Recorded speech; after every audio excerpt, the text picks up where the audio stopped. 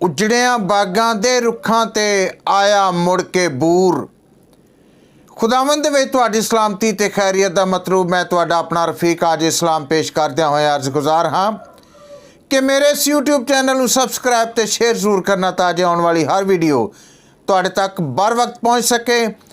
ते ये गडरियां दी कहानी जिहड़ी तुहाडे सामने पेश करन लगा।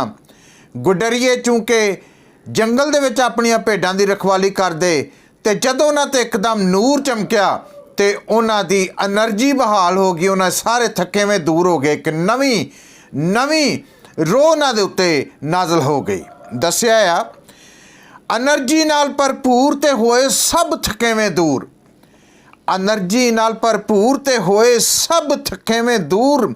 चौगिरद गडरियां दे जिस वेले आण चमकिया नूर ते होए सब थकेवें दूर।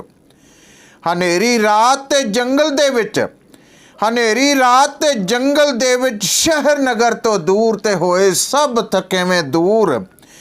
खुशखबरी दी खबर अनोखी, खुशखबरी दी खबर अनोखी सुन के पहले पूर ते होए सब थकेवें दूर।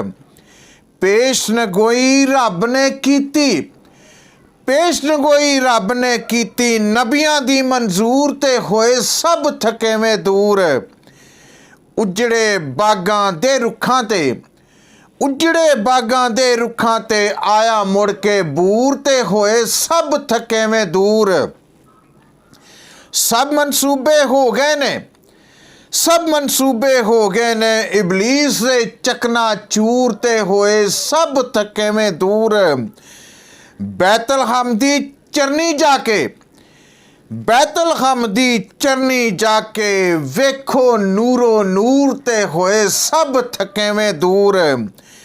मारिए अज खुशी दे नारे, मारिए अज खुशी दे नारे मिल के सब रंजूर ते होए सब थकेवें दूर।